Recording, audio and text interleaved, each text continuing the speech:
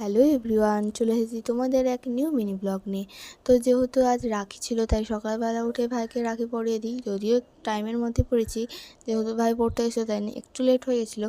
তো তারপর ভাইকে বলি নিজে পছন্দের মিষ্টি কিনে আনতে, আর তারপর ভাইয়েরা মিষ্টি খেয়ে নেয়, রাখি পরিয়ে দিই। তারপরে কিছুক্ষণ মধ্যে আমি রেডি হয়ে নিই, আর তারপরে চলে যাই আমি আর মা মিলে মামার বাড়ি, যেহেতু মা আমাকে রাখি পরাবে। তারপরে মিষ্টি কিনে নেয়, টোটোর জন্য ওয়েট করতে টোটো পেয়ে যায়। তারপর চাচলে পৌঁছে যায়। আর তার কিছুক্ষণ পরে আমি মামার বাড়িতে পৌঁছে যাই। আর পৌঁছে গিয়েই ফার্স্টে শ্যামকে রাখি পরাই। শ্যাম যেহেতু আমাদের ভাইয়ের মতোই।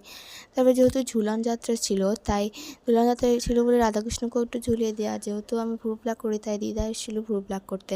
তো আমি তারপর ভোগ লাগিয়ে দেয়, আর মামাকেও মা আর মাসি মিলে রাখি পরিয়ে দেয়। তারপরে মা মেসো আর দাদা মিলে খেতে বসে।